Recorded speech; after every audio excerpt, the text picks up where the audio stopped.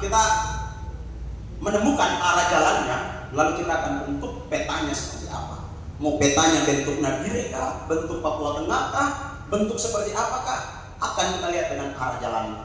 Ya. Oleh karena itu, sebelum kita masuk ke para pengambil kebijakan dan akademisi, kita akan mendengar dulu cerita banyak dari mereka yang selalu aktif di lapangan, para pegiat literasi yang kemudian tiap hari mereka datang mengajar anak-anak yang belum tahu membaca, belum bisa membaca, bahkan yang baru mengejar 2 huruf 3 huruf ke depan. Ya. Saya akan berikan dulu mungkin pertama perwakilan dari suara teman-teman forum membaca, kakak dan Miss. Setelah itu akan diberikan kepada yang lain. Ya, dengan waktu semaksimal mungkin untuk menjangkau beberapa materi kita hebat ini. Demikian, terima kasih mungkin kepada Kanda Miss di luar. Selebihnya akan disesuaikan.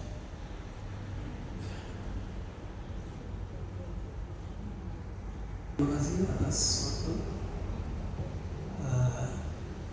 Kita sebagai orang yang beriman kepada Tuhan, kita bersyukur bahwa hari ini kita bisa berkumpul bersama, semua atas karena anugerah Tuhan. Yang kedua, terima kasih kawan-kawan dari Oras 5 yang telah menyediakan ruang untuk kita berdiskusi bersama. Terus yang saya hormati di sini, sorry kalau saya salah, Bapak Petrus TGG atau yang mewakili, ya. Terus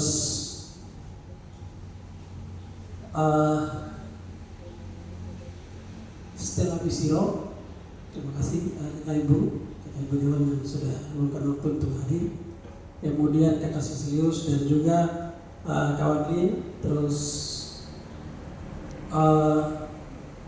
kakak Nunias serta kawan-kawan semua, terima kasih. Mungkin saya mengingat dengan waktu, saya juga baru tiba tadi karena saya belum dapat informasi tempat.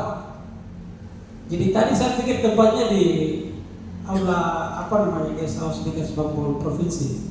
Ternyata sudah pindah di sini.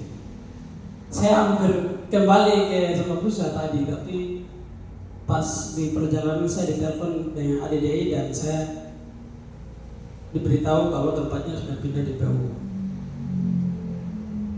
Sebetulnya sesuai dengan apa yang disampaikan dari teman-teman dari Komnas Hormat, terutama untuk Meki, saya ingin menyampaikan ada beberapa hal yang menurut saya mungkin penting. Jadi ketika kita bicara literasi itu, saya pikir satu hal yang tidak bisa dipisahkan dari pendidikan. Artinya roh dari pendidikan itu literasi. Nah sekarang misalnya kita lihat situasi di Indonesia, terutama di Papua ini, itu kita memandang literasi ini seperti apa begitu? Itu pertanyaan mendasarnya di situ. Apakah kita melihat literasi ini sesuatu yang penting atau hanya sekedar apa kita menganggap sebagai literasi biasa yang sebetulnya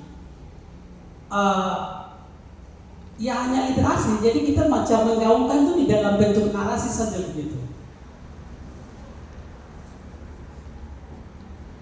Kalau misalnya negara ini menganggap bahwa literasi itu penting, saya pikir di kita punya kabupaten tercinta Nabire ini mungkin punya perpustakaan. Atau di Mimika mungkin punya perpustakaan daerah ya. Atau di Puncak Jaya dan seterusnya.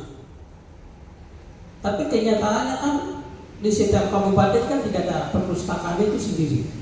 Walaupun di situ ada perpustakaan dan kearsipan daerah. Saya belum pernah kunjung. Apakah ada atau tidak? Dari contoh kecil itu kita bisa melihat bahwa kita menganggap literasi itu sesuatu yang saya pikir tidak penting begitu.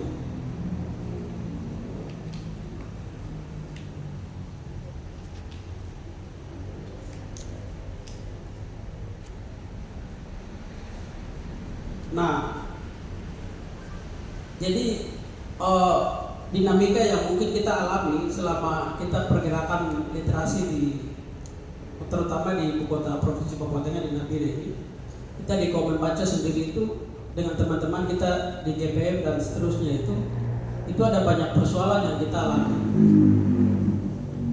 Terutama itu dukungan dari pemerintah itu kurang.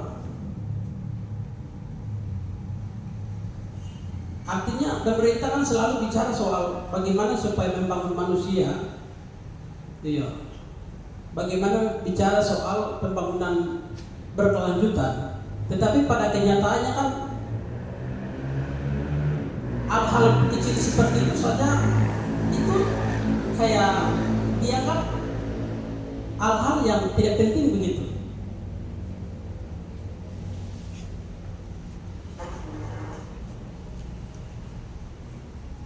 Jadi saya pikir kalau misalnya hari ini pemerintah punya program yang baik, bagaimana untuk menciptakan SDM yang unggul, yang selalu mungkin mereka presentasi dalam bentuk media sosial ini, itu kalau misalnya itu direalisasikan dalam bentuk nyata itu bagus sekali. Iya. Tapi pada kenyataannya tidak. Di sekolah-sekolah saja itu tidak ada perpustakaan.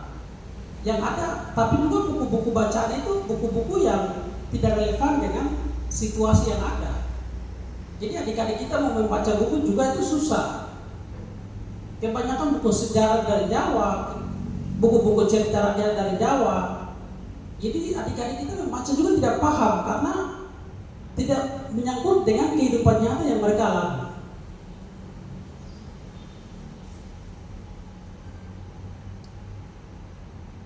Nah, sekarang pertanyaannya itu Dinas PDP dan Dinas Pendidikan dan Kebudayaan ini punya tugasnya apa begitu?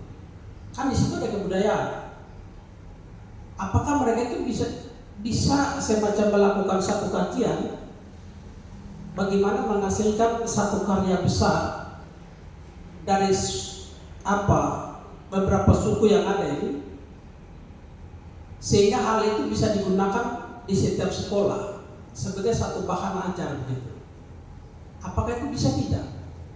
Kalau misalnya bisa, kenapa sampai saat ini belum ada?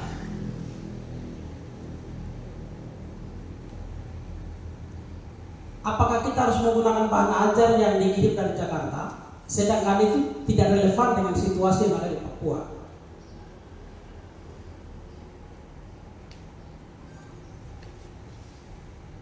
Jadi adik-adik kita ini menjadi korban karena mereka itu sifatnya ya pasif, mereka menerima apa yang disampaikan oleh guru.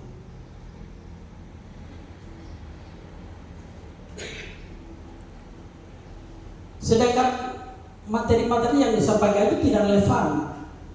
Jadi semakin hari itu mereka hanya berputar di situ saja, di lingkaran itu, stuck begitu.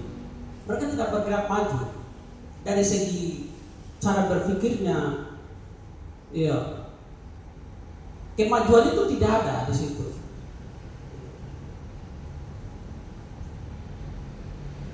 Lalu misalnya kita lihat lagi dari kurikulum K13 sekarang sudah pindah di kurikulum Merdeka Belajar. Artinya kalau misalnya kita lihat di situ, itu kan dari kurikulum Merdeka Belajar ini kan memberikan semacam satu kebebasan kepada guru untuk bagaimana supaya mereka mengajar, harus kontekstualisasikan dengan situasi yang ada. Bahan ajar yang misalnya mereka buat itu tidak harus bergantung pada kurikulum yang misalnya dia berbasis pada nasional. Tetapi di situasi real di lapangan itu pun mengingat dengan guru-guru ini juga punya banyak persoalan, kemudian kesejahteraan mereka itu tidak mapan, akhirnya mereka itu sesuaikan dengan apa yang ada begitu. Mereka tidak berusaha untuk macam menghasilkan satu karya yang bisa digunakan sebagai bahan ajar untuk mengajar anak-anak itu sendiri.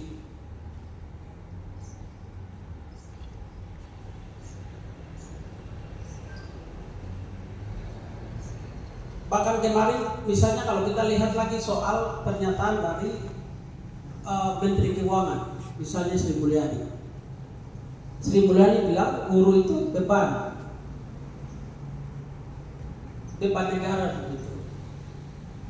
Ini kan satu pernyataan yang mungkin menurut kita itu sederhana atau misalnya yang biasa-biasa, tapi itulah bentuk dari ekspresi yang sebetulnya kenapa negara ini kita tidak bisa maju dari segi pendidikan.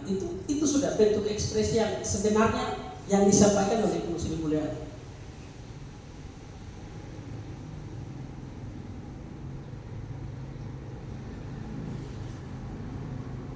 Nah, itu yang mungkin saya pikir kita di komunitas-komunitas ini mencoba untuk bagaimana supaya mengisi atau membuat satu ruang untuk membantu adik-adik kita. Karena kita tidak bisa bergantung pada pendidikan formal. Karena pendidikan formal itu sendiri banyak persoalan yang tadi mungkin saya sudah sampaikan itu. Jadi kita sebagai anak muda Papua, kita punya hati untuk bagaimana supaya adik-adik kita ini mereka juga memperoleh pendidikan alternatif di luar daripada formal itu. Kita buat ruang, kita menyediakan bahan bacaan supaya mereka memperoleh pengetahuan dari situ. Namun ada banyak tantangan juga yang kami alami. Misalnya adik-adik kita ini kan soal membaca buku ini juga butuh teknik. Lalu kemudian mereka ini kan baru juga beradaptasi dengan buku. Mereka walaupun ke sekolah tapi tidak pernah pegang buku untuk baca. Jadi ketika pertama kali kita mengajak mereka untuk baca buku, itu juga mereka mengalami semacam pesimis begitu. Untuk langsung ambil buku baca begitu tidak bisa, rasa takut itu ada. Dan kita mencoba untuk pelan-pelan supaya mengajak mereka untuk mereka harus membaca. Walaupun itu buku-buku yang saya pikir yang tidak relevan, tapi paling tidak mereka punya aktivitas membaca itu ada di situ. Itu yang mungkin kami lakukan selama ini. Dan yang kedua itu orang tua. Kebanyakan orang-orang tua kita ini itu kan orang-orang tua yang notabene itu petani. Jadi mereka tidak sepenuhnya bisa mengurus anak-anak mereka. Apalagi kalau kita misalnya bicara soal Puncak dan Puncak Jaya atau Intan Jaya, itu rata-rata orang tua itu mereka berangkat dari pengungsi. Jadi ada banyak beban kehidupan yang mereka harus tanggung, sehingga anak-anak mereka ini harus dibiarkan. Bukan karena mereka tidak peduli, tapi mereka lebih melihat pada persoalan kehidupan. Jadi sementara anak-anak ini tidak ada yang ngurus. Nah disinilah kita buat semacam komunitas ini untuk membuka mereka, mengganti orang tua mereka untuk kita didik mereka.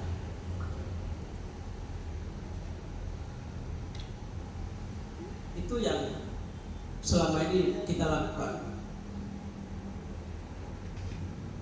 Jadi kawan-kawan, saya pikir pendidikan yang ada di Indonesia ini kita tidak bisa bergantung pada itu.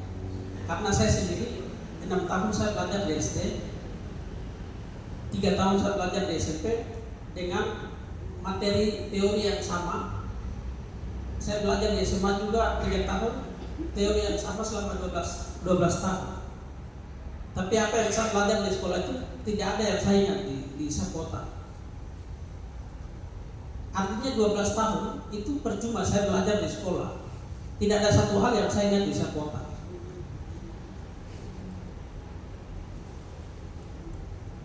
Jadi kita mau bergantung pada pendidikan formal tidak bisa. Selain daripada itu untuk memperoleh jasa silakan. Tapi kawan-kawan, saya mengajak untuk kita harus hidupkan gerakan literasi di setiap kompleks, setiap lingkungan yang ada. Supaya kita memperoleh pendidikan, kita memberi pendidikan, kita memperoleh pendidikan melalui aktivitas itu, tetapi juga kita memberikan pendidikan kepada adik-adik kita.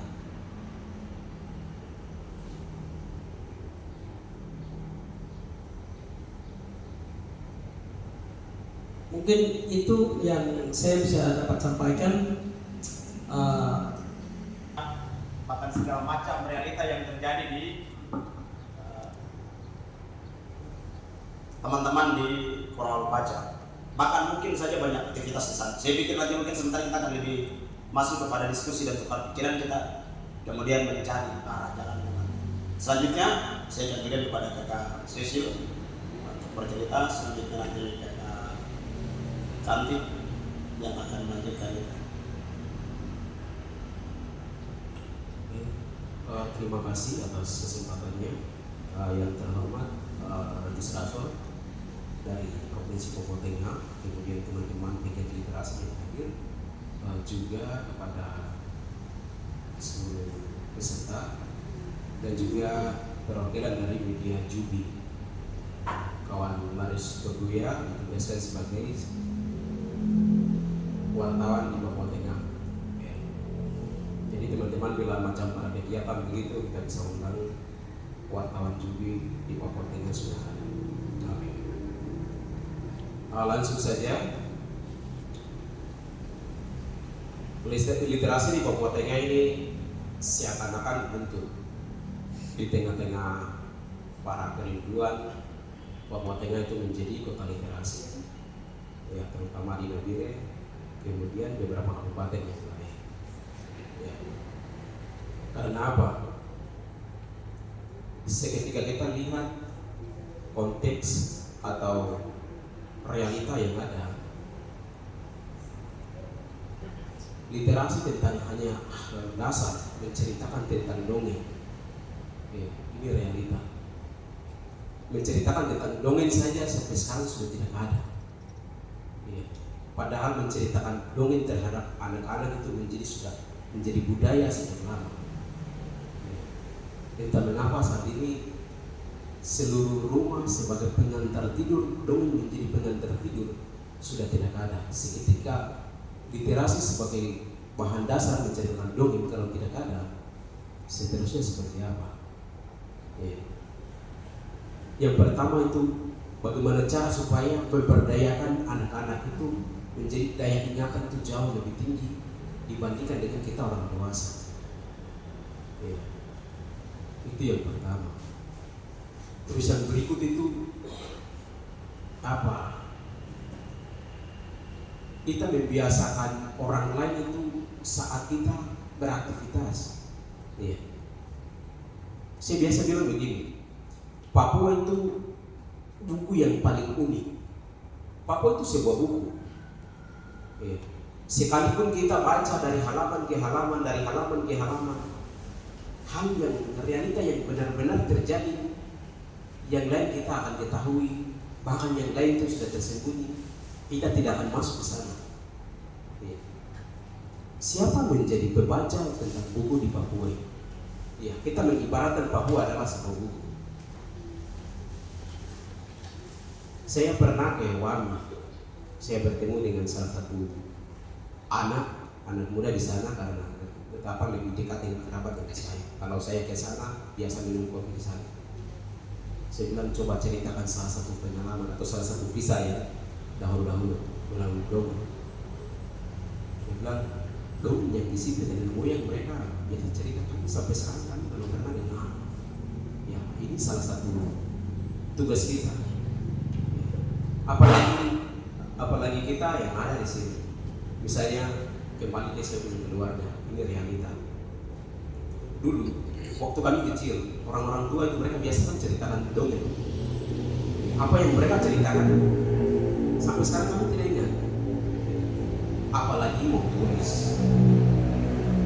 Seketika kita tidak tulis tentang dongeng, tentang cerita-cerita rakyat yang lalu dari nenek moyang, kenapa kita cinta atas India? Iya toh? Kalau kita seperti tadi Kak Alex sudah katakan bahwa Alkitab adalah warisan dari literasi dunia barat. Sementara kita punya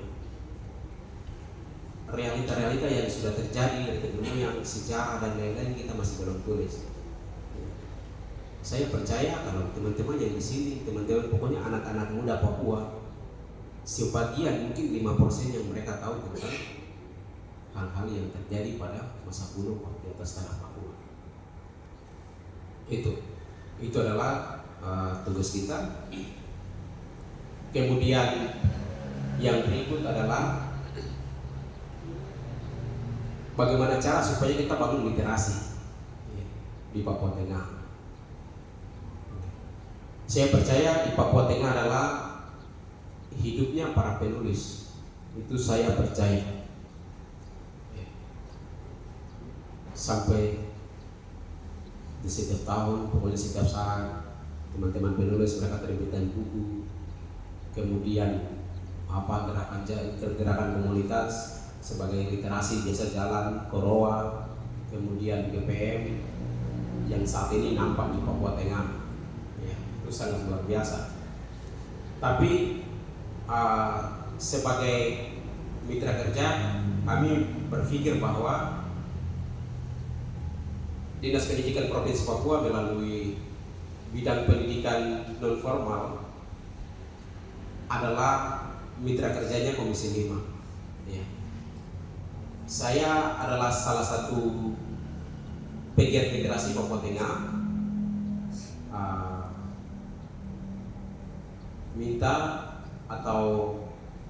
Meminta agar kita menghidupkan kerjasama, biar literasi di Papua Tengah ini semakin hidup. Ada salah satu yang pengalaman yang saya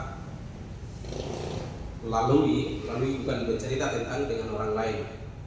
Kayak begini, seketika orang lain mereka bangga terhadap kota Nabire ini menjadi kota jeruk.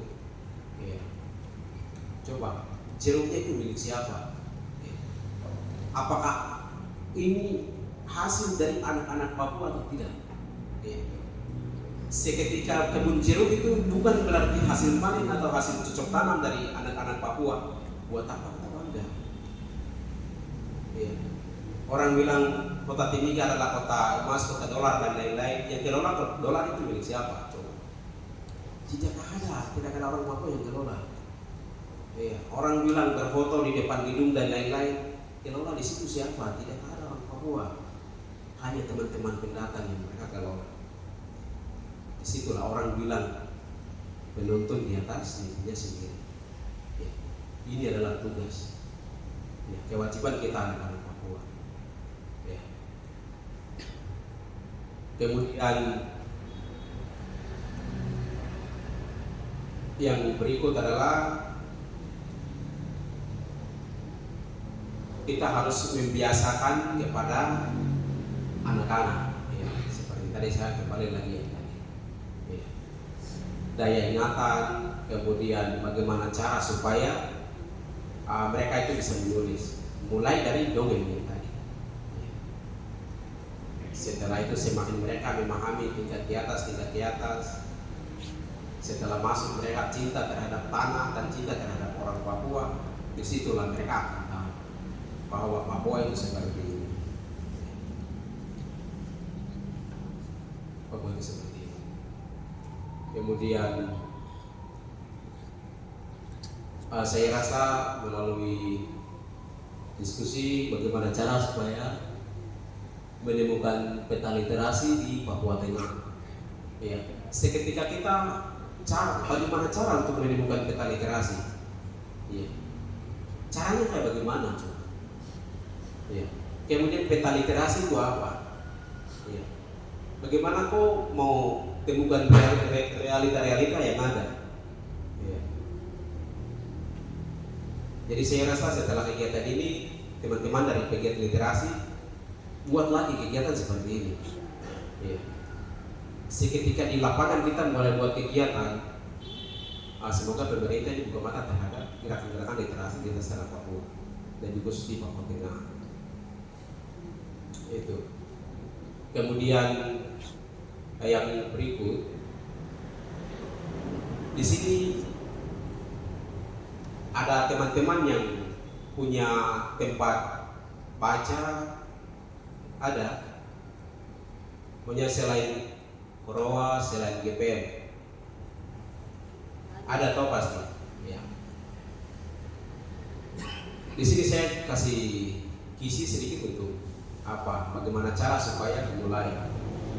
Ketika kita bicara tentang bagaimana cara kita menemukan peta literasi di Papua Tengah, sebagian besar adalah kembali kepada kita punya niat. Ya. Niat kita seperti apa? Ya. Misalnya di toko, kemudian di Wangga, yang teman-teman biasa jalankan itu. Yang pertama adalah niat. Ya. Kau mau membawa anak-anak kecil itu kemana? Ya. Jangan sampai hanya berlayar di atas lautan yang tidak ada pulang. Ya. Berombang-ambing sampai kemana kita belum tahu. Yang pertama, jalan saja dulu, komunitas jalan, kemudian datangkan beberapa buku, lalu koordinasi dengan beberapa teman-teman, anggota lain di situ, kalau anggota keluarga atau anggota kerabat yang lain, kemudian bangun komunikasi sedikit. Setelah itu ajak mereka, ya, anak-anak di situ itu datang baca, kemudian minum kopi dan lain-lain. Kemudian di Papua Tengah ini salah satu pengaruh yang saya dapat mempengaruhi anak-anak muda untuk matinya literasi adalah maunya itu minta maaf, kayak main bola. Main bola juga salah satu minat ya, bagi anak-anak muda. Papua adalah Brasil di Indonesia. Tapi saya sarankan bahwa anak-anak muda Papua tidak semua harus ikut main bola, ya. Tapi harus ada yang menjadi pegiat literasi di Papua Tengah, ya. Dan khusus di Papua. Biar setiap generasi itu ada pegiat literasi muncul, setiap generasi ada muncul, ada pegiat literasi yang baru lagi muncul. Seketika itu tentang literasi, minat baca, kemudian menjadi penulis dan lain-lain akan muncul. Ya. Saya rasa seperti itu karena waktu dan untuk lain-lain kita akan tambah sebentar kalau tidak ada waktu. Terima kasih atas kesempatannya, waktu saya kembali. Terima kasih kepada Bu Cecil. Telah kita dengar terkait dengan banyak sekali realita yang ada di Mendile, di Papua Tengah, terkait dengan para pegiat literasi yang ada. Saya pikir dua orang laki-laki telah bercerita. Kita akan pindah kepada perempuan tangguh yang tiap harinya menjalankan gerakan literasi di KPR. Mungkin saja tidak terlihat, namun kerja-kerjanya sungguh nyata. Ya, kita berikan apresiasi yang luar biasa untuk mereka. Terima kasih. Saya harap akan ada perempuan-perempuan yang hebat seperti Kak Ani di dalam. Kepada Kak Ani boleh bercerita. Terima kasih untuk kesempatan yang diberikan kepada saya. Perkenalkan, nama saya Angelina Butu, sering dipanggil Ani Butu. Teman-teman, jadi di sini saya hanya mau berbagi pengalaman saja. Pengalaman saya mengajar di kelas belajar. Jadi pertama kali saya bergabung dengan komunitas Gerakan Papua Mengajar itu pada tahun 2020. Kebetulan pas pulang selesai studi itu tidak ada kerjaan, jadi saya putuskan untuk bergabung dengan teman-teman dari Gerakan Papua Mengajar. Dan kebetulan itu ada kelas belajar yang mereka bentuk di lingkungan tempat saya tinggal. Jadi saya gabung di kelas belajar KPR Srebo. Jadi di kelas belajar itu kami belajarnya setiap hari Selasa dan hari Sabtu. Di situ kami pakai metode belajar, kami bagi 3 tingkat. Jadi itu ada tingkat pertama, kedua, dan ketiga. Jadi tingkat pertama ini itu khusus bagi anak-anak atau adik-adik yang masih belajar mengenal abjad. Terus masuk ke tingkat kedua, itu mereka sudah mulai belajar untuk belajar menulis satu kata, dua kata, dan belajar berhitung. Untuk yang tingkat tiga ini sudah masuk ke dunia praktek. Jadi untuk dunia praktek ini, anak-anak yang tadi mereka sudah mulai belajar untuk membaca dan menulis, itu mereka sudah bisa menulis satu cerita, atau untuk yang membaca, mereka bisa untuk membaca satu buku kasih habis. Dan setelah membaca satu buku itu selesai, mereka harus bisa untuk mereview buku itu. Itu untuk tingkat 3. Jadi itu di kelas belajar saya mengajar. Jadi di kelas belajar yang saya mengajar ini tuh bukan hanya saya saja, ada saya didampingi sama kedua adik perempuan saya. Kebetulan mereka juga kuliah di jurusan keguruan di USWIM. Mungkin begitu. Terus selain saya jadi volunteer pendidikan juga, saya juga sebagai penjual buku. Saya punya kedai mini. Jadi kedai mini ini, di dalam kedai ini saya menjual beberapa buku. Jadi buku-buku yang saya jual ini sering ada beberapa teman-teman yang datang membeli. Dan motivasi saya untuk menjual buku ini, saya hanya ingin berbagi kepada teman-teman, terlebih khusus bagi teman-teman yang suka dunia membaca, agar tidak kesulitan mencari buku. Apalagi di Nabiret khusus nih, sulit sekali untuk mendapatkan buku. Mungkin begitu saja. Oh, pesan terakhir lagi dari saya. Ini saya mau ajak teman-teman semua. Kita kalau melakukan sesuatu untuk kita punya orang Papua, jangan terlalu berharap ke pemerintah. Apa yang bisa kita lakukan, mari kita lakukan. Kita mau berharap ke pemerintah sampai kapan? Hal-hal kecil yang bisa kita lakukan, mari kita lakukan. Jangan terlalu berharap ke pemerintah. Mungkin begitu aja. Terima kasih.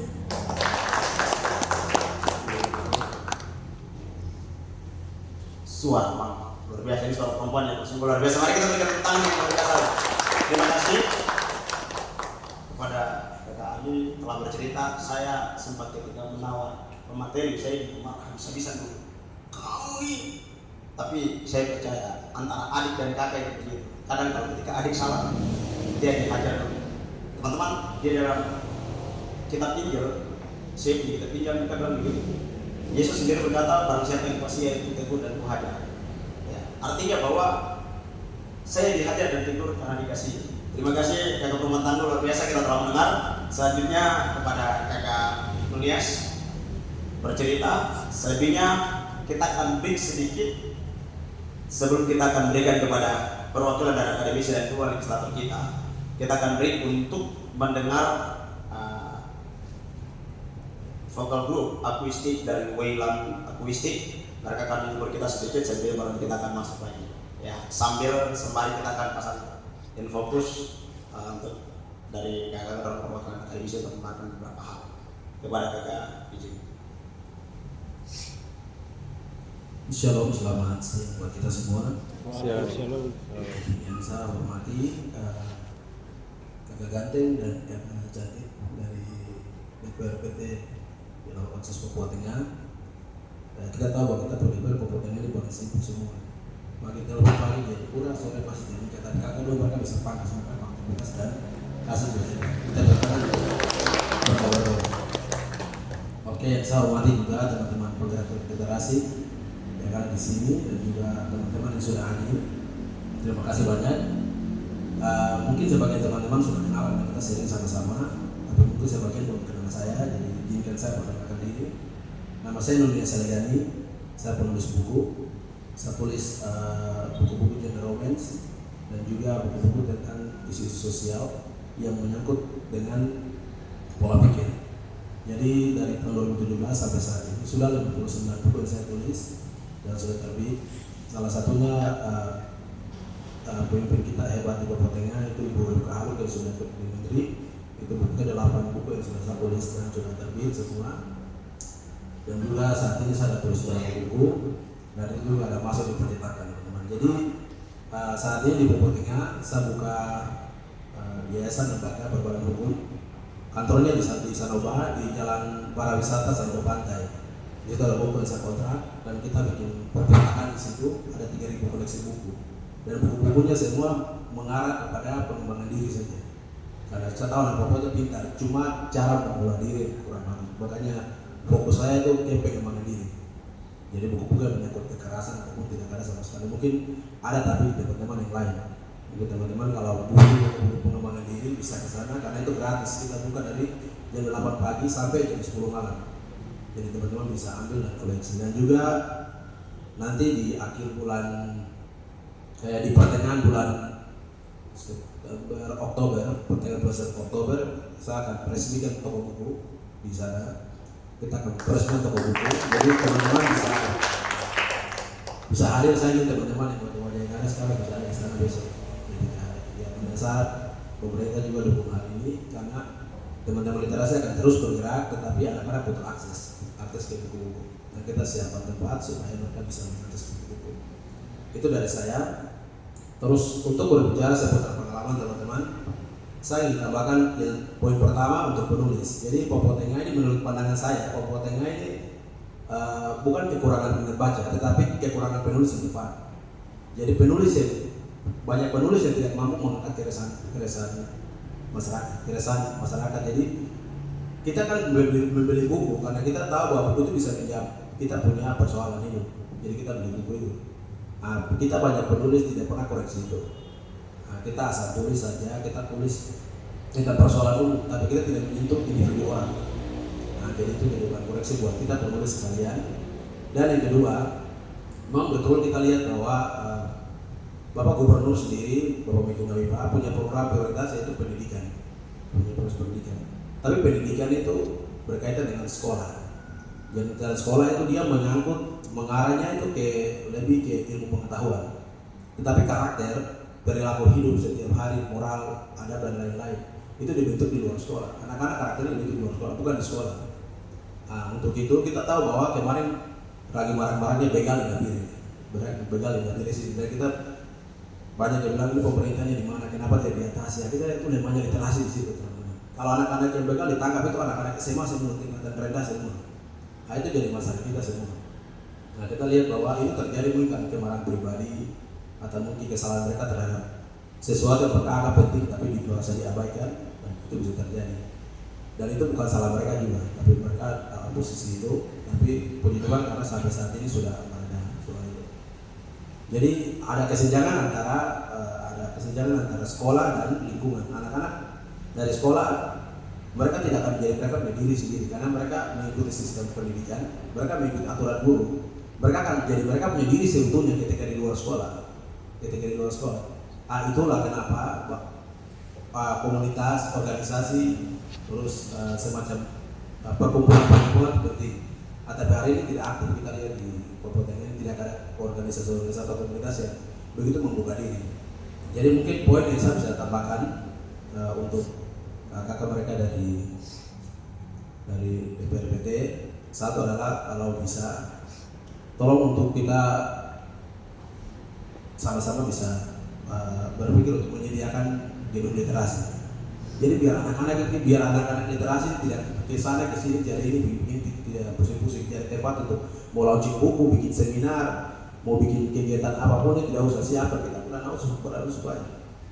Gunakan itu untuk bangun satu gedung literasi. Beberapa tidak akan rugi juga karena setiap hari ada generasi yang tumbuh di situ, pola pikir yang berubah di situ, ada perdebatan hebat terjadi di situ antara anak-anak Papua dan anak-anak Papua sendiri berbicara tentang mereka punya hidup nasib ke depan. Jadi itu yang bisa saya tambahkan. Dan mungkin yang terakhir saya tambahkan untuk kita sesama literasi teman-teman sendiri, kita buang semua ego, kita buang semua bahwa saya bisa sendiri, saya bisa bergerak sendiri. Kita bersatu, kalau kita bergerak kita sudah bersatu, mereka datang baru dukung kita. Begitu. Kalau kita sudah bersatu sama-sama itu beberapa juga pasti senang. Ini kan mereka kan kita punya orang tua di pemerintah. Begitu. Jadi kita berharap seperti tadi kakak Alex bilang, Alex sampaikan tadi bahwa harus ada perdasi, harus ada perdasi di Popotengah, karena kita tidak mau bahwa kita punya proposal terlantar di pemerintah. Pemerintah harus bisa sisihkan anggaran khusus lah untuk literasi. Jangan biarkan itu berlama-lama, karena kita bekerja bukan untuk diri pribadi, ini untuk orang banyak. Kita berpikir tentang orang lain. Berdiri Facebook, kenapa bisa sukses? Karena dia berpikir bagaimana semua orang di seluruh dunia bisa terhubung. Dia berpikir tentang orang lain, bukan berpikir tentang diri sendiri. Semua orang berhasil untuk ketika berpikir tentang orang lain. Literasi itu pasti akan berhasil karena kita berpikir tentang orang lain. Itu saya percaya soal ini. Dan mungkin itu saja yang saya tambahkan. Waktu saya kembalikan. Terima kasih buat waktunya. Tuhan Yesus memberkati kita semua. Terima kasih untuk beberapa kawan-kawan dari literasi yang telah kemudian bercerita bagaimana pengalaman mereka, kesan mereka terkait dengan pergerakan literasi yang ada. Saya percaya bahwa setiap pergerakan ini dengan arah jalan, tantangan, peluang yang tadi disampaikan dan diceritakan, saya pikir kita akan menemukan arahnya ketika nanti semua bercerita. Saya yakin ada orang-orang hebat di sini yang kemudian ini. Bukan hanya mereka yang di tempat ini, tapi mungkin saja dari para peserta yang kemudian mungkin saja punya pertanyaan-pertanyaan atau hal-hal pesan yang akan kemudian bisa kita bertanya. Selebihnya izin para pemateri kita hening sejenak, santai dulu. Kita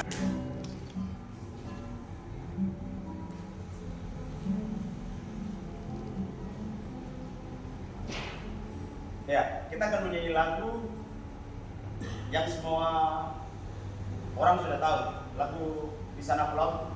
Tapi kita pakai bahasa daerah ya, yang lain menyesuaikan saja. Kita anak Kasime tadi semua bicara soal literasi kebudayaan ya, kita berusaha memaksimalkan itu ya. Ya salah satu hal kita maksimalkan bahasa ya. Lagu Di Sana Pulau tapi pakai bahasa daerah, bahasa Me ya.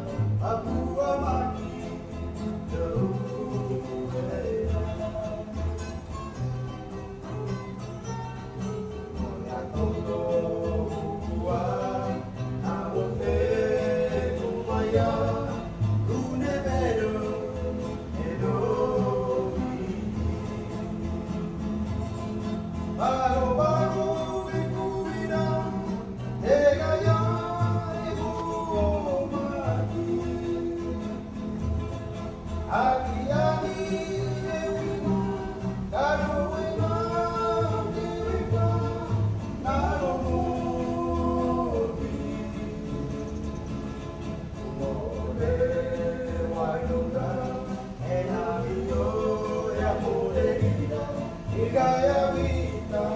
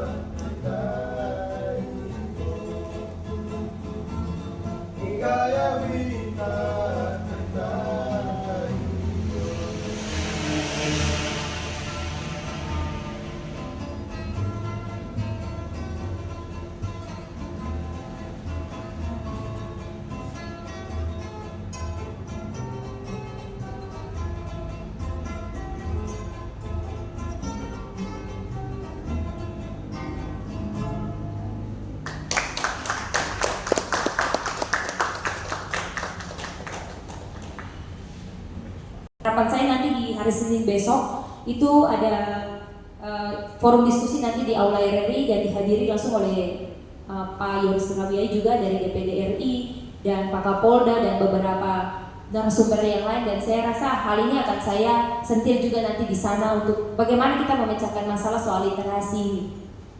Kemudian yang kedua, saya sepakat dari beberapa pembicara tadi bahwa kurangnya buku bacaan yang menarik.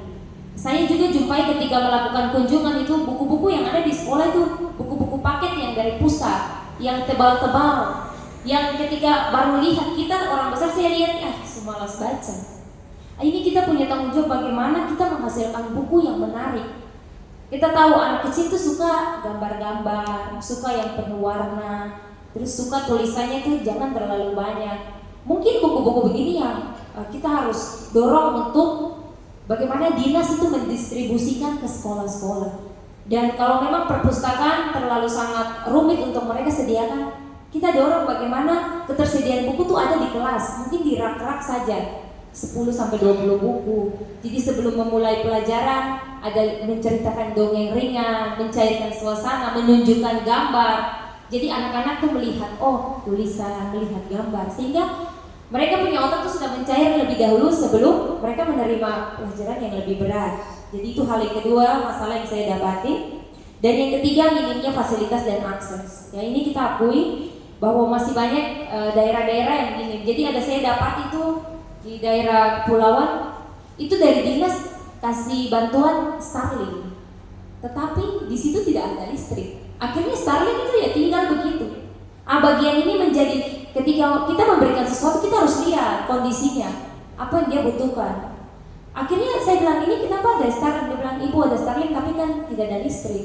Ya sudah, Starlink tidak berguna. Sebaliknya ada yang punya jaringan, punya penerangan tapi tidak ada jaringan. Sementara kita tahu hari ini tuntutan, kalau bicara soal pendidikan, tuntutan dari pusat sudah bersifat online, segala sesuatu yang mau ujian harus assessment. Ini berat untuk kita punya siswa-siswa pengajar yang ada di pinggiran. Nah, bagaimana hari ini Otsus hadir, kita menerjemahkan untuk lebih sederhana supaya bisa diterima di lapangan. Dan yang berikut, ketika orang tua anaknya sekolah, orang tua itu langsung punya mindset bahwa anak sekolah jadi tanggung jawab belajar tuh kasih ke sekolah, nanti guru yang mengajar. Kalau menurut saya ini pola pikir yang harus dibalik, bahwa setahu saya pendidikan pertama tuh dimulai dari dalam rumah.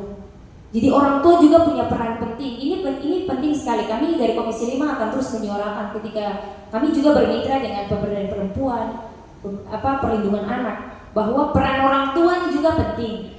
Contoh, saya tidak berbicara saya berbicara dari diri saya sendiri, bahwa peran orang tua, agama itu penting.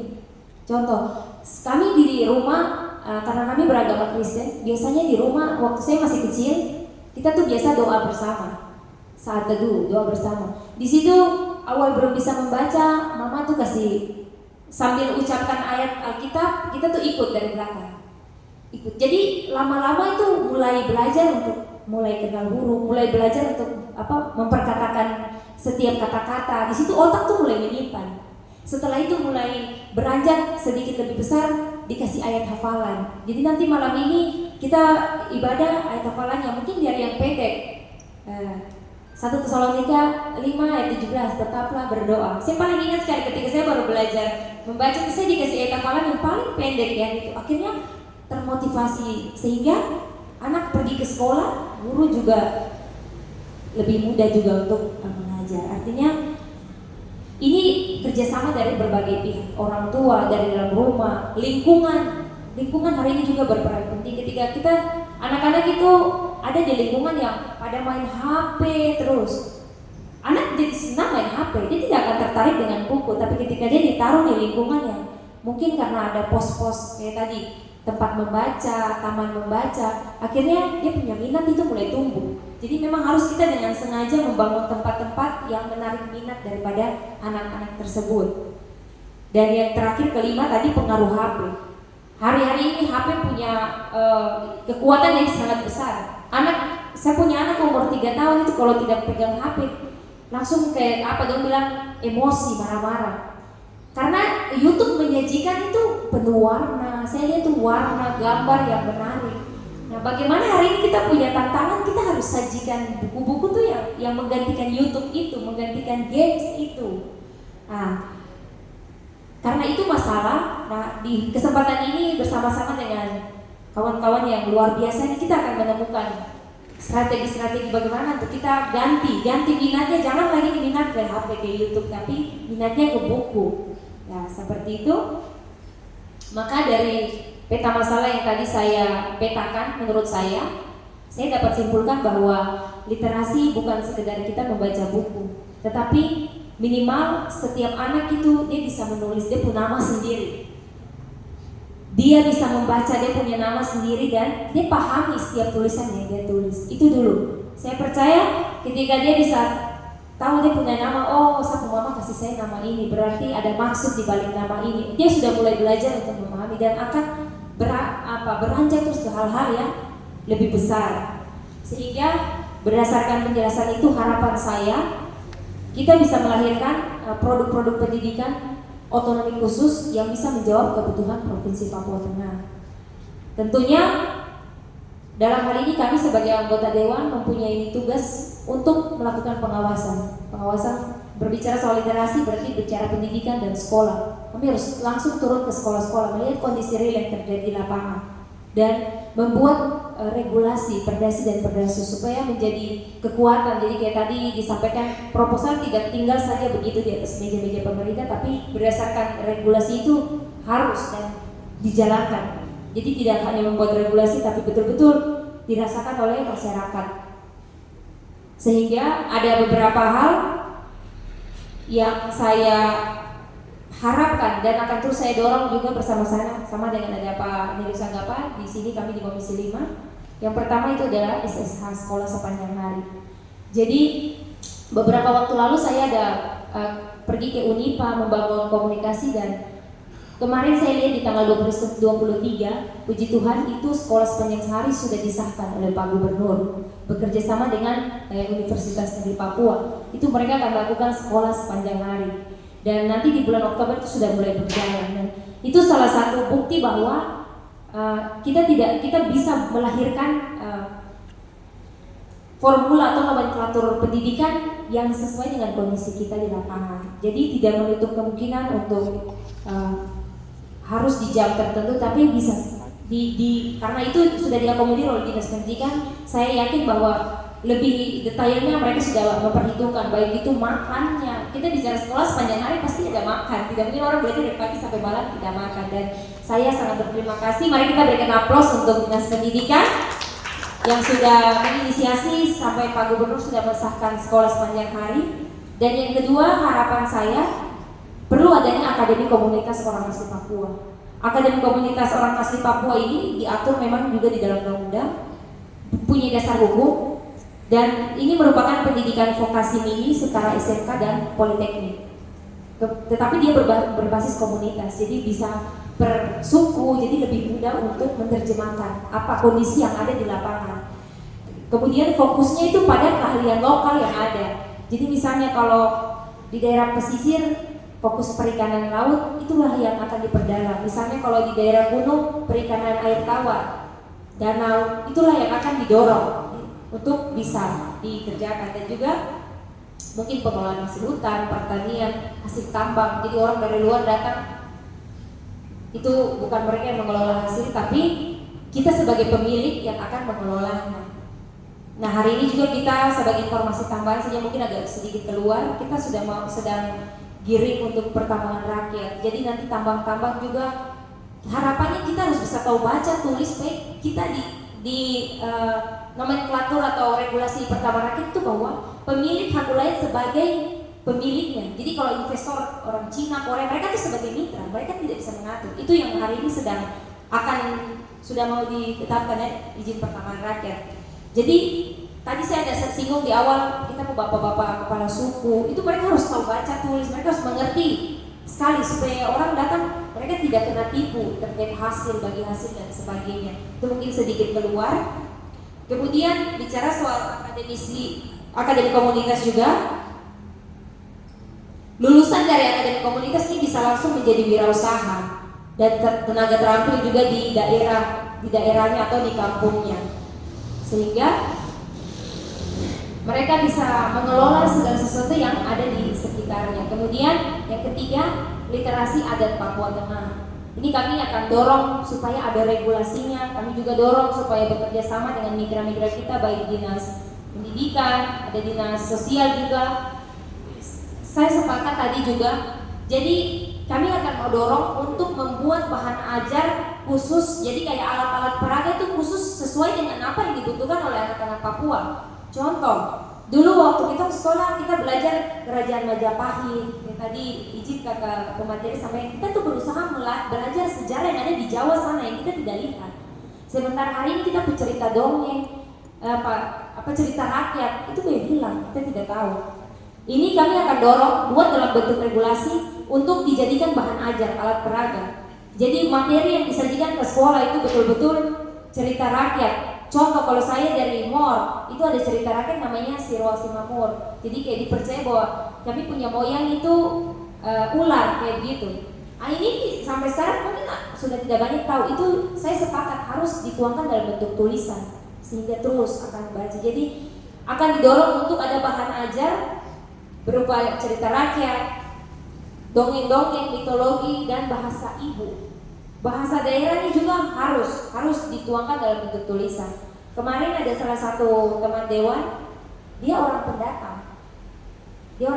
Tapi saya tanya, bapak kunjungan kemana? Dia bilang, saya mau ke puncak atau Puncak Jaya. Bikin apa? Saya mau iya dari puncak. Saya mau bagi Alkitab bahasa Damal. Saya bilang, wah bapak luar biasa.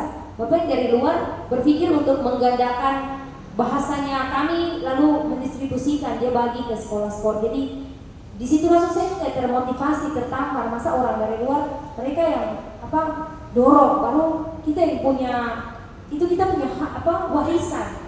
Kita harus lebih lagi. Akhirnya muncullah itu perda yang kami sudah rancang tentang perlindungan dan pemberdayaan bahasa daerah. Itu akan ke depan didorong untuk setiap sekolah wajib untuk berbahasa daerah di hari-hari atau waktu-waktu tertentu, dan juga akan didorong untuk bisa ada bahan ajar buku-buku berbahasa daerah sesuai dengan 8 kabupaten yang ada.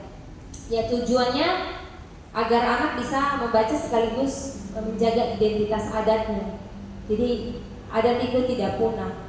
Dan hal yang keempat, guru kontekstual, kami juga mau dorong supaya guru-guru terutama di tingkat SD dan SMP ini harus ada pelatihan khusus, bukan hanya kurikulum nasional, tetapi mereka harus menguasai nilai adat, kebudayaan daerah di mana mereka mengajar. Jadi mereka punya itu sudah kewajiban untuk mereka harus mengetahui. Jadi mereka tidak hanya mengajar tentang otak, tapi mereka mengajar tentang hati, bagaimana menjaga adat. Dan yang terakhir yang saya mau dorong juga, perlu adanya rumah singgah. Mungkin rumah singgah ini sudah dikerjakan oleh penggiat-penggiat yang ada dalam skala kecil yang mungkin pemerintah tidak perhatikan. Nah ini kedepannya kami akan gandeng, kita akan gandeng supaya semakin kuat. Dan butuh rumah singgah ini lebih fokusnya kepada anak-anak yang berasal dari daerah-daerah pinggiran, mungkin di pulau atau dari gunung yang mau ke ibu kota. Karena kita tahu bahwa biasanya sekolah-sekolah yang ada di pinggiran itu kan SD, setingkat SD. Ketika mereka melanjutkan SMP dan SMA, mereka harus kota, dan di situ tidak ada tempat tinggal, asrama.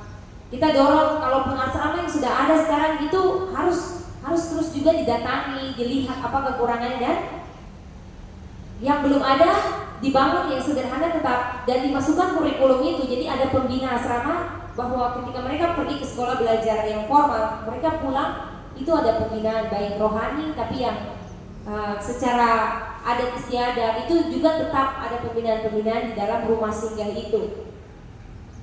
Itu mungkin sedikit hal yang bisa saya sampaikan sesuai dengan kondisi yang saya jumpai di 4 bulan terakhir sejak saya dilantik menjadi perwakilan dari anggota DPR Papua Tengah jalur pengangkatan Otsus. Saya percaya bahwa semua kita yang ada ini orang-orang hebat, semua punya kesempatan yang sama.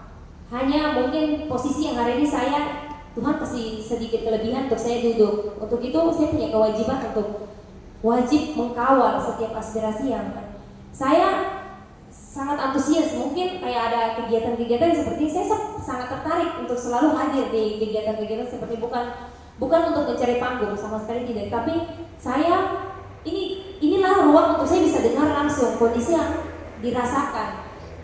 Kalau saya tidak turun langsung ke lapangan, bagaimana saya membuat regulasi, dan regulasi itu pasti tidak akan menyentuh langsung dengan masyarakat yang ada di bawah. Nah, harapan saya beranjak dari sini akan kita keluarkan saja. Tentunya kami sebagai lembaga legislatif akan menampung, membuat sebuah regulasi, dan kita dorong bekerjasama dengan eksekutif, dalam hal ini dinas pendidikan harus bisa mengimplementasi di lapangan, dan kita akan tetap dorong. Fungsi kita sebagai pengawasan juga kita akan awasi bahwa itu betul dana otsus itu sesuai tidak. Karena kemarin seperti salah satu contoh juga saya dapati di lapangan, dana otsus dibangun infrastruktur di daerah trans. Nah, ini kan tidak sesuai nih, bahwa dana otsus diperuntukkan untuk orang asli Papua. Kita lihat bahwa kalau di daerah trans, bukan kita mengesampingkan orang pendatang, tetapi untuk yang pendatang sudah ada dana DAU, biarkanlah atau berikanlah kami yang otsus itu orang Papua yang rasakan. Sehingga kami agak sedikit saya memprotes. Saya tidak setuju kalau dana otsus dipakai membangun infrastruktur di daerah trans, karena itu bukan murni orang asli Papua yang rasa. Saya setuju kalau dibangun di kampung-kampung yang mayoritasnya 90% sampai 100% harus orang Papua, sehingga betul-betul dana otsus itu dirasakan oleh orang asli Papua. Baik, itu mungkin sedikit dari saya. Akhir kata, kalau sekolah nasional bicara soal kurikulum dari Jakarta, maka otonomi khusus berbicara kurikulum yang lahir dari tanah Papua, yaitu sekolah sepanjang hari, akademi komunitas orang asli Papua, literasi adat, guru kontekstual, rumah singgah. Semua ini akan bisa lahir dari semangat otonomi khusus yang diberikan. Terima kasih, Tuhan memberkati. Ya, sebelum ke kakak dulu. Ya, baik, saya izin tidak dulu. Tadi yang punya kursi mengambil alih juga, jadi saya rencana mau cabut kursi, tapi ternyata sudah dilas. Ya, di kursi-kursi yang kakak semua duduk ini sudah dilas. Jadi saya izin, maaf, saya berdiri dan saya akan kembali ke tempat ini. Jadi menyesuaikan saja. Ini kita akan fokus kepada berdiskusi. Terima kasih kakak.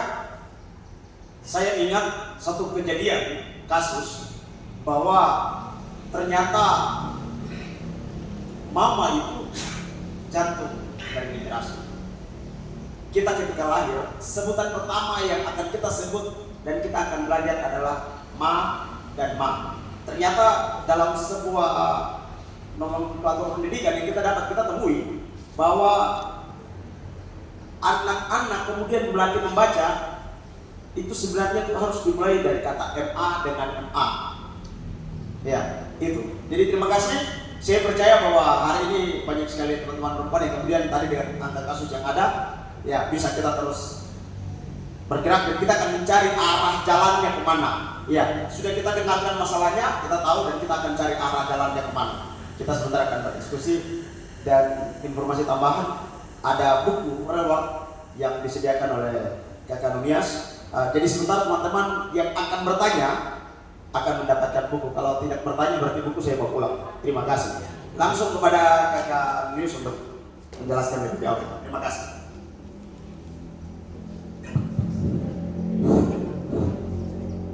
Selamat siang untuk kita semua.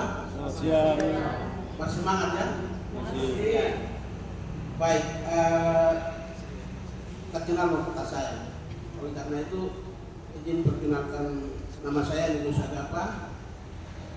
Saya dari DPRPT perwakilan DOGI jalur pengangkatan atau otsus. Kemudian di DPR itu saya Komisi 5 bersama Ibu Stella. Dan kami di sini untuk Komisi 5 itu ketuanya Ibu Naomi Kotobi. Ya. Kemudian wakil ketua itu Pak Anis. Kemudian Pak Sekretaris itu Pak Ardi. Namun beliau bertiga masih di luar kota sehingga diberikan kesempatan kepada saya untuk hadir di tempat ini. Kemudian selain di komisi, saya juga dengan teman di Otsus. Untuk Otsus itu ketuanya Pak Donatus Mote. Ya. Kemudian sekretaris Otsus itu Ibu sendiri, Ibu Stella. Kemudian di DPR juga saya sendiri di bagian Bapperda, jadi penyusunan perda. Ya. Terkait dengan pertemuan kita pada saat ini, saya pikir sudah cukup jelas disampaikan oleh Ibu Stella. Kemudian saya mau mencoba bertanya kembali untuk kita renungkan. Ya, di sini temanya kita hari ini adalah peta literasi di Papua Tengah. Kita mencari dan menemukan, memecahkan masalah, kemudian merevitalisasi gerakan literasi pendidikan masyarakat. Ini sebenarnya jawabannya ada kembali ke kita pribadi. Semua itu kalau kita pribadi kita tidak mulai, tidak bisa. Saya secara pribadi hari ini memberikan apresiasi yang luar biasa kepada teman-teman pegiat literasi. Ada yang sudah membangun komunitas di Koroa ya. Kemudian ada Putu juga dan teman-teman yang lain, itu luar biasa. Kita berikan aplaus untuk mereka. Kenapa? Karena ini gerakan hati. Untuk orang kerja dengan hati itu tidak gampang, tidak mudah. Tidak mudah untuk momen sekarang, kondisi sekarang. Karena apa teman-teman? Hari ini kalau kita bicara tentang pendidikan di Papua itu kita berada pada persimpangan jalan. Ada dua masalah besar. Satu, hari ini adalah kita berada pada kita akan bertentangan dengan kondisi globalisme ini. Segala sesuatu pakai internet apa dan masalah-masalah tadi Ibu sudah uraikan. Kita anak sendiri kita tidak bisa atur karena semua pegang HP tidak mau membaca. Kemudian yang kedua adalah masalah Papua ini. Kasihan di beberapa daerah. Ya kalau Nabire timika aman ya, tapi di gunung macam tadi ada tempat sampaikan. Intan Jaya, Puncak Jaya, ini kasihan. Orang mau belajar itu tidak tenang. Ya. Orang mau tinggal di rumah, ya, orang mau belajar tidak tenang. Sudah tidak berpikir tentang literasi, membaca dan sekolah. Ini dua hal ini. Sehingga panggilan hati ini sangat diperlukan. Terima kasih kepada teman-teman saya, Pak Anis Lapine, kemudian Pak yang dari ya Jenny yang telah turun ke lapangan, ya, ketemu dengan masyarakat, ya, melihat langsung situasi di lapangan.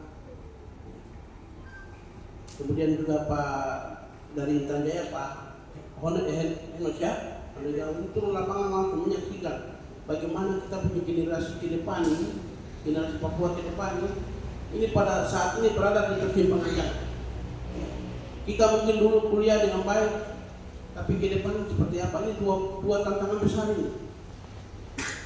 Jadi kesadaran dari kita pribadi ini yang dibutuhkan. Pertama adalah kita kembali ke budaya masing-masing. Minta maaf kalau suku lain, kalau kita orang ini namanya Odawan. Bagaimana kita mengatur keluarga kita masing-masing, rumah kita masing-masing, agar proses pendidikan itu terjadi dalam rumah. Macam tadi dari adik-adik tadi sampaikan nanti sebelah bahwa kita dulu sebelum tidur itu ada namanya tetak. Terus mereka cerita tentang tetak. Tetak itu pengantar cerita sebelum tidur. Ya. Jadi itu yang harus kita kembangkan. Jadi saya di sini saya tidak mau banyak bicara, tetapi yang pertama adalah kita pagar keluarga kita masing-masing. Pribadi kita, ya keluarga kita pagar sesuai dengan filosofi suku masing-masing. Kalau orang Melayu berarti pagar filosofi Oda Wadah. Ya. Kemudian kita punya hati, kita bergerak untuk selamatkan teman-teman lain. Ya. Minimal kita punya keluarga dulu, kemudian yang lain. Itu pertama. Kedua, dari kita bicara dari tadi sampai hari ini ada dua hal yang sini saya petik dari penyampaian pagi ayat tadi. Pagi ayat itu festival literasi dengan perdasi tentang literasi. Ini dua hal ini kami akan kawal. Pertama, festival literasi ini kami di sini harapkan sebenarnya dinas pendidikan ada di sini. Ya, pada saat ini. Ini usulan bagaimana eksekusinya gitu. Ya, karena ini kan ini bagus sekali festival literasi. Karena kalau ini kita lakukan, maka ini sebagai barometer awal. Ya, bagaimana perkembangan literasi kita di Nabire dan 8 kabupaten yang lain. Baik, kemudian tentang fondasi literasi ini sudah ada rancangan kan? Sudah? Ada. Ya. Sudah disiapkan. Sudah disiapkan. Nanti disampaikan ke kami, bisa ke Pak John Gopa juga, karena beliau juga dari Fokus dan kami dalam apapun perda akan membahas itu. Baik, kemudian yang satu lagi, pada dasarnya kami DPR Papua Tengah Komisi 5 terbuka terhadap teman-teman yang berkecimpung dalam literasi. Jadi tadi ketika kita di Saus ya, tapi kita tunda ya, kita kesini. Saya tadi bilang ke Ibu Pak, di kantor tidak bisa. Di kantor kita bisa melakukan pertemuan. Ruangan ada begitu, cuma tinggal begitu sudah kita menggunakan apa? Ya, artinya kalau teman-teman ada kegiatan, kontak kita. Kita bisa pakai di kantor kita di misalnya kalau ada ke depan ada kegiatan, berarti halaman juga luas, tidak apa-apa kita bikin di situ. Artinya bahwa kami terbuka. Ini terbuka. Ini siap. Bukan hanya bicara masalah dana, tapi kehadiran. Terkait dana ini kami akan mengontrol ke dinas pendidikan supaya mengalokasikan untuk perhatian kepada teman-teman pegiat literasi. Karena teman-teman ini terpanggil dari hati, kerja dari hati. Ini kan teman-teman tidak dibayar, gaji, tapi kerinduan dari hati. Bagaimana supaya kita orang Papua itu sadar diri, ya, kita sadar diri apa yang terjadi. Mungkin itu saja dari saya. Selanjutnya kita teman-teman dari Komisi 5 DPR PT dan juga dari OSUS, kami siap untuk bikin teman-teman pegiat demokrasi, pegiat literasi untuk kita sama-sama maju ke depan. Akhir kata, apabila selama penyampaian saya dari awal sampai hari ini ada kata-kata yang tidak berkenan di hati adik-adik sekalian, Bapak Ibu sekalian, kami minta dimaafkan. Tuhan Yesus memberkati. Salam.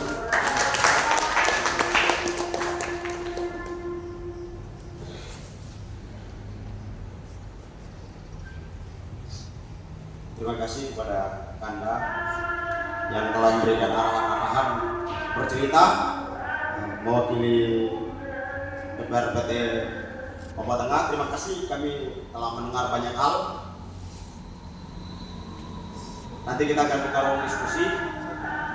Kita akan tetap berdiskusi, kita akan mencari celah semuanya. Sebelum itu saya izin teman-teman laki di belakang untuk menaruh kursi di depan, persiapan untuk infokus sebelum kita kasih. Saya izin tadi, pertama sebenarnya kita di Dispangpol. Saya kemarin sudah koordinasi sejak di hari Rabu, Kamis di ACC. Saya pikir akan aman. Baik, terima kasih kepada moderator yang sungguh literasi. Di hari ini kita coba tadi awalnya apa ya? Salam literasi. Salam literasi. Ya. Kita di FKP juga salam nyuki. Kalau di sini Sama. oke, salam literasi. Ayo membaca.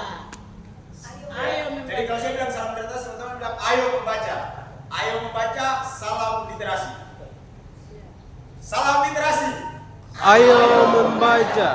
Ayo membaca. Salam literasi. Baik, terima kasih Salam. moderator. Ini kegiatan yang sungguh luar biasa bagi saya. Mohon maaf sebelumnya saya perkenalkan, nama saya Martinus TKG. Kebetulan saya sebagai dekan di FKIP di USIN Nagire, dan saya termasuk orang penggiat literasi dan numerasi di USIN Nagire. Jadi sedikit saya akan bahas beberapa hal, dan saya juga menulis sekitar 14 buku tentang literasi membangun Papua Tengah. Dan kebetulan saya sendiri mohon izin Pak Ketua Anggota DPR, saya sementara ini ketua tim penulis kajian akademik tentang perencanaan pembangunan Papua Tengah yang diberikan oleh Bapak Presiden.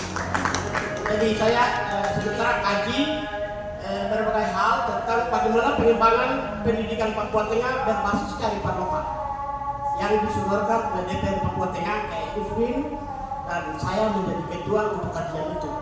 Nah, itu sekedar informasi dan terima kasih banyak. Saya semangat sekali karena hari ini hadir. Mudah-mudahan pembicaraan hari ini akan diakomodir oleh Bapak Ibu ini. Walaupun di sana mungkin suaranya sedikit ya di komisi apa ya. Mudah-mudahan ini menjadi kekuatan, dan kami mohon ini menjadi apa ya, semangat, spirit buat kita, dan juga memberikan dorongan juga kepada Bapak Ibu ini supaya lebih memperjuangkan apa yang kita inginkan hari ini. Oke, lebih lanjut bahwa kita ketahui literasi itu sangat penting. Orang banyak pahami bahwa literasi itu hanya mengenal baca, tulis, tapi sekarang itu multidimensi yang diterjemahkan oleh UNESCO dan UNICEF. Sekarang itu literasi itu sudah menuju ke digitalisasi.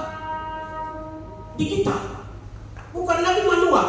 Maka selalu saya tekankan di usul itu, Anda itu adalah bukan sarjana manual, tapi sarjana digital. Anak-anak yang sekarang ini bukan anak-anak digital. Kita tidak bisa salah. Kalau semua bukan apa, tidak mau membaca, memang itu saatnya orang untuk menunggu itu. Kalau saya punya anak biasa, waktu saya SMP di mana itu, saya itu selalu baca-baca buku. Tapi kamu apa terus? Oh, tidak bisa. Saya tidak bisa katakan saya tidak berdoa. Karena saya punya dunia beda dengan mereka ini. Nah, sekarang tantangan buat kita ini pelopor literasi. Apa yang kita bisa tahu? Apakah kita harus tawar buku ini? Apakah kita dipaksakan membaca buku ini? Apakah itu dunianya mereka ini? Ini jadi tantangan buat kita. Sehingga selalu di kampus saya selalu katakan bahwa, kamu buku digital kamu jangan main-main yang digital.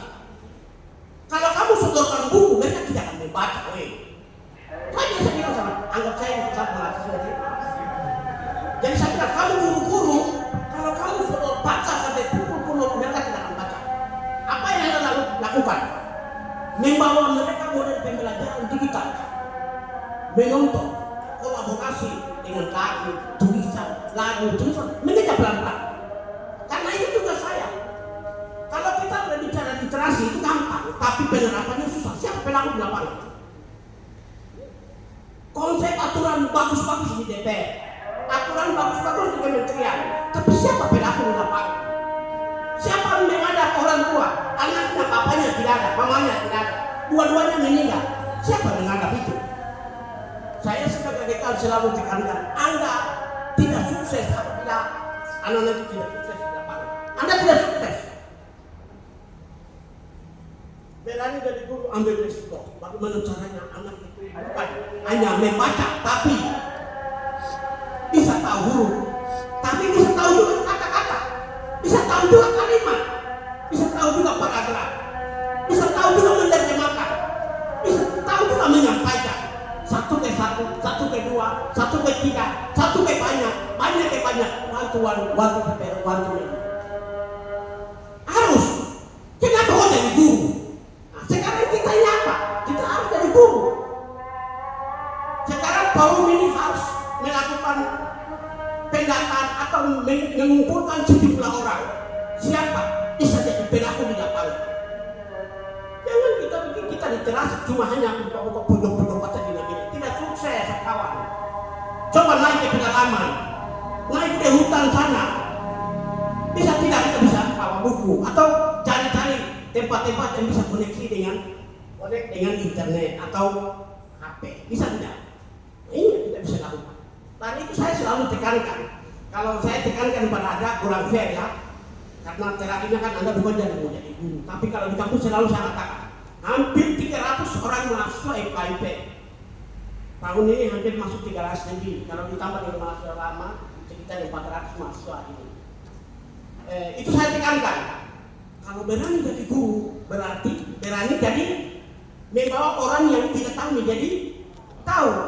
Tapi yang jadi fokus pada hati-hati. Kamu digital, mereka juga digital. Jangan sampai kamu tidak tahu digital, mereka lebih jago. Main di Facebook, main TikTok, mereka lebih jago daripada kamu. Anak sekarang juga kan begitu. Jago edit lagu padahal suruh jelaskan dia tidak tahu. Sama juga dengan kebanyakan orang pintar menulis tapi tidak bisa menjelaskan. Banyak juga yang tahu pintar bicara apa yang dia mau bikin ini. Jadi susah sekali apa yang saya bicara itu menurut saya benar, tapi tidak tentu menurut Anda benar. Tapi yang paling yang lebih susah itu kasih mengerti orang itu yang lebih susah. Bagaimana sampai bisa mengerti? Harus membawa kita membaca hari ini dong. Jangan kita membawa pikiran kita. Membaca itu penting karena itu mengubah masa depan. Harus Anda membaca banyak supaya tahu kawan. Tapi kita baca dulu situasi hari ini. Kondisi hari ini apa? Digitalisasi. HP tidak terlalu penting sekarang. Zamannya penting. Makanya saya selalu bilang kamu maaf ya, kamu guru-guru bukan jurusan informatika tapi ya tahu juga coba buat PowerPoint. Tidak. Ini menjadi satu modul. Ini juga nanti saya akan memberikan beberapa tip yang saya lihat buat sini. Sebenarnya saya mau pakai slide. Nah itu. Tapi dia punya tabel akademinya tidak ada. Yang ada saya pakai. Saya pendirian tapi lupa di kampus. Oke. Berkaitan dengan literasi itu pada ini dengan pendidikan formal dan non formal. Formal itu berkisar di pendidikan mulai dari TK, SD, SMP dan SMA. Sekarang saya sebagai pendidik yang mencetak guru sarjana pendidikan di bahasa Inggris dengan matematika. Setelah itu di PGSD saya bina anak-anak menjadi guru SD. Apa yang saya bisa lakukan untuk menerapkan literasi? Trik-trik apa yang saya lakukan untuk anak itu benar-benar mereka jadi pelopor, mereka jadi pemain, mereka jadi pelaku di lapangan untuk literasi. Ada saya juga bikin buku nanti pada saat yudisium mungkin saya bisa bagikan kepada satu-satu. Jadi sukses menjadi literasi di sekolah. Nah ini setiap saya punya tulisan mungkin setiap yudisium bukan di sini ya, di kampus. Artinya setiap kali yudisium itu saya bagikan kepada mahasiswa. Kamu lakukan ini. Kalau masalah datang di kampus saya dulu. Kita akan update ulang. Mungkin saya yang salah tuliskan. Atau Anda yang salah penerapan kan. Sampai ke dinas kita evaluasi dalam begini. Sampai kapan? Oke. Lebih lanjut. Kalau berbicara literasi itu bukan hal baru. Bukan hanya di Papua saja, di seluruh dunia. Karena literasi itu diambil alih oleh UNESCO dan UNICEF. Berkaitan dengan UNICEF yang membidangi tentang kesetaraan pendidikan, kami tanggal 29 itu datang kedatangan UNICEF dari Australia, tanggal 29-nya di Muslim dan Uni Muda dari Sorong dan Musamu. Berkaitan dengan literasi. Jadi mereka datang lihat apa saja yang selama ini kami lakukan. Kami punya tutor-tutor juga ada, semua nanti akan dinilai. Ini juga kita gerakan sama-sama. Jadi kita punya masing-masing punya peran. Bukan berarti saya lebih hebat, tidak, saya punya peran. Teman-teman yang tadi berbicara maupun adik-adik kelompok belajar imam, saya mau punya peran. Tujuannya adalah apa? Membawa manusia Papua menjadi lebih lebih mengenal siapa saya lewat literasi. Jadi literasi itu bukan soal membaca berarti tahu sudah, membaca ada bukan berarti tahu sudah, bukan. Tapi literasi itu mengenal pribadi, lalu dia sampaikan kepada orang lain. Apakah kepada satu orang, kepada dua orang, kepada tiga orang, kepada banyak orang. Yang tadi saya bilang dalam bahasa Inggris, menyampaikan dalam public speakingnya, komunikasinya adalah satu ke satu, satu ke dua, dua ke dua, banyak ke banyak. One to one to one to many. Dan itu kontinu dan tidak akan berhenti. Soal berbicara literasi membuat tengah itu rumit, sangat rumit. Itu izin. Waktu saya pegawai negeri, jadi waktu saya di dinas Kominfo itu, kami lakukan penelitian tentang penelitian bahasa dan budaya pesisir dari ujung sampai ujung. Mungkin ibu belum pernah lihat di pulau tertentu, tapi selama 3 bulan. Saya lihat di pesisir ini, kalau saya kampung di sini, kampung sebelah sudah bahasanya berbeda. Dari kampung sebelah ke sebelah sudah bahasanya berbeda. Bagaimana literasi ini kita harus kaji? Kalau berbasis kearifan lokal, bagaimana kita mau menyusun sebuah modul belajar untuk pesisir ini? Yang biasa bilang itu Nabire ini adalah Teluk Etna. Ada yang bilang itu apa ya? Kepala suku siapa? Nabire besar itu. Wate. Wate itu bukan suku, tapi itu singkatan. Warga Teluk Etna. Wate. Warga-warga ini jadi satu dalam satu organisasi Wate. Yang saya lihat dari ujung Nabire sampai ujung Nabire barat sampai timur, itu bahasanya sangat rumit. Dan kalau kita masukkan bahasa daerah dalam literasi, kajian juga sangat mudah. Tidak segampang kita balik dalam tangan. Kita lagi masuk naik ke atas. Di orang Me saja, orang Me yang ada 4 kabupaten batas sampai Gedolimi naik ke atas. Itu juga beda-beda. Masuk di Dani. Orang Dani itu marga besar, tapi marga-marga juga banyak yang unik sekali. Dan itu kajian di dalam. Itu yang saya selalu tekankan, kamu anak-anak berapa? Maka kamu kampung, saya sudah katakan, kamu tidak biasa apa? Coba, jangan terlalu fokus pada buku, tapi coba ambillah hal-hal yang anak-anak bisa mengerti di situ. Itu jadi kepahaman mengajar, bahan modul. Jadi itu pun kita sudah rekomendasikan beberapa hal yang terakhir bahwa sesuai dengan data yang ada. Ada banyak anak yang bilang, aduh Pak, ini ternyata beda ya di Nabire dengan yang pedalaman. Yang tadi Pak Ketua sampaikan itu benar, bahwa sangat jauh beda antara kita dengan yang pedalaman. Sangat jauh.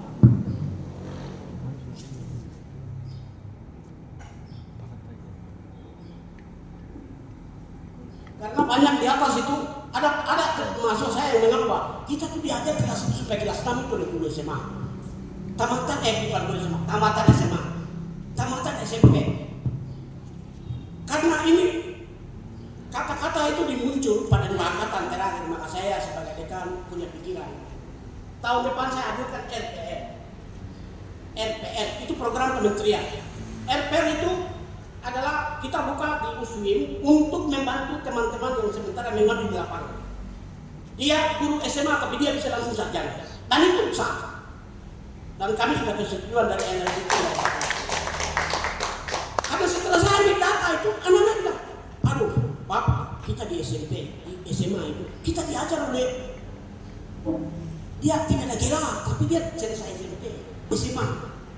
Jadi dia berapa tahun mengabdi di SMA? Kalau 5 tahun kita semua di SKS. Dia bisa sudah 1 tahun saja. Utamanya dia bisa ikut kursus, terutama hanya cuma pedagogi saja. Metode mengajar, cara mengolah, bagaimana cara bicara depan kelas, olah nilai. Ini saja yang dia akan kursus. Tapi yang mata dia lain, selama dia menjadi guru di mana dia tugas, itu dia akan jadi SKS dan itu disah. Jasanya sah dan legal. Diatur dalam undang-undang.